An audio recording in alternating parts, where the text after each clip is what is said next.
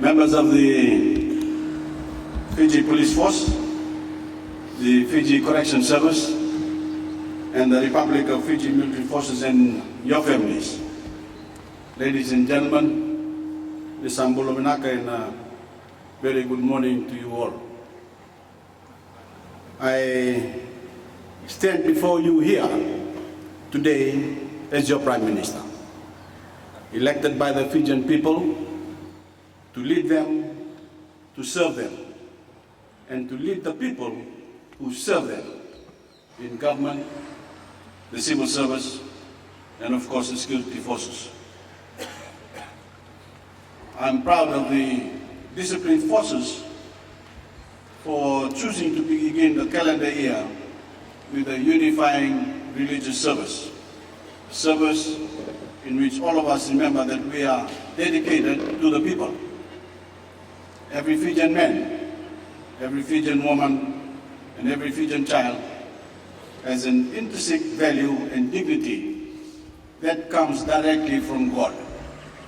This is a basic tenet of all revealed faiths, and this is the basis of our democratic form of government. There was a time when people believed that kings got their legitimacy from God, that they ruled by what was called divine right. Democracy turned that on its head. It is based on the belief that the people are sovereign and that they form governments to secure for themselves the rights that God has given them. By serving the people with integrity and justice, all of us here, Christians, Muslims, Hindu, Buddhist, Baha'i, we serve our God. We are sending a message of unity. We are sending a message of service and of celebration. Unity as forces and as individuals working together to protect the Fijian people and our Fijian homeland. Service to the people.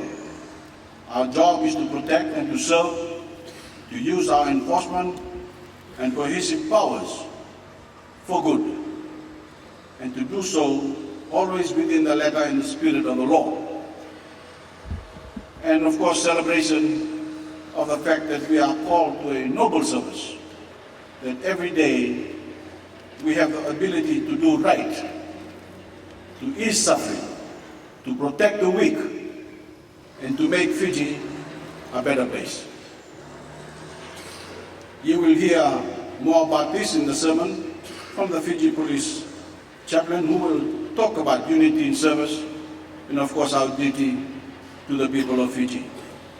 The Fijian Constitution 2013 sets out the roles and responsibilities of the three disciplined forces: the police force, the Fiji Correction Service, and the Republic of Fiji Military Forces.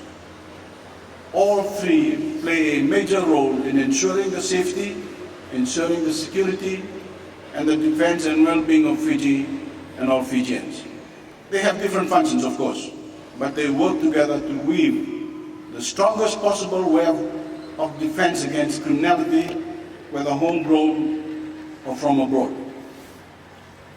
Our three services have evolved from the beginnings in the colonial period. You have grown and advanced as Fiji has grown and advanced. You have adapted to new threats and new technology: narcotics trafficking, cyber crimes, identity theft, human trafficking. Who in colonial times would have thought that we would have to dedicate huge resources and hours to fighting these crimes? Of course, it is your duty and your challenge to adapt and to change, to do battle against the threats to the Fijian people with new knowledge and new technology. If we stay ahead of these things, if we keep learning and growing, we can stay ahead of the people who prefer to prey on the innocent rather than do an honest work. Our people and communities put their faith in you to do these things. But your job is not easy. You must follow the law always. You are held to a higher standard than the criminals because, of course, they are criminals, while you represent the people. But the fact is that when you come in contact with the very worst of human nature. You see the violent acts committed by human beings against one another. Your challenge is to deal with this resolutely, but without compromising your own humanity. Laws that protect the accused also protect the security forces. They help ensure that we don't rush to judgment and convict the wrong person. And they help ensure that the security forces can descend into the world of the criminal and emerge with their goodness and humanity intact. We have many different kinds of people and communities in Fiji. The different cultures, ethnicities, and religions are a source of strength and understanding as long as we are willing to understand and learn from each other. It is one thing that makes Fiji unique in the world. And you will deal every day with all these communities, all these different kinds of Fijians. It is a special challenge, but it is an opportunity as well. If you keep your minds and hearts open, you can bring out the best in all Fijians and bring out the best in yourselves. You will be very sensitive to this diversity and will respect it. And this mindset will go a long way to help our nation grow and unify. Our service today represents all the major religious groups in Fiji, and so it reflects the communities you serve. Our Constitution allows us freedom to practice our faith without fear or malice, and we in government must honor that. St. Paul reminded us that where the Spirit of the Lord is, there is liberty. And so I urge you to always act in the Spirit of the Lord, because we are not just a free people, we are a people who truly love our freedom. The Quran demands us to be fair and uncompromising and to reject corruption of all kinds. It tells us, stand out firmly for justice as witnesses to God, even as against yourselves or your parents or your kin, and whether it be against rich or against the poor.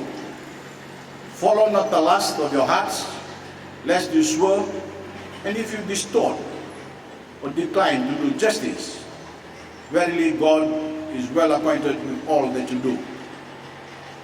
Hindu scripture equates justice with this principle called Rita, which governs nature and human ethical conduct. To follow Rita is to act in accordance with justice or natural law. Karma stipulates that good actions, are rewarded and bad actions punished. If not in this life, then definitely in the next. As officers and members of these three institutions, you are defined by the Constitution as public officers, and you are defined by your faith, whatever that is, as good men and good women. You are here today to do your duty and serve the people of Fiji. It is without question a great honor to have been chosen to serve, and it is my honor to be here with you today. Your duty is a chance to make a difference in people's lives, giving them hope for the future. This combined religious service is also dedicated to your families, who have supported you in the work that you all do. Your families live with the fact that your duties often call you away from home, even away from Fiji. Your families also serve the nation, and I, on your behalf, thank them. I close by reminding you of wisdom from the books of Acts, chapter 20, verse 35. It is more blessed to give than to receive. And certainly, I know you all give.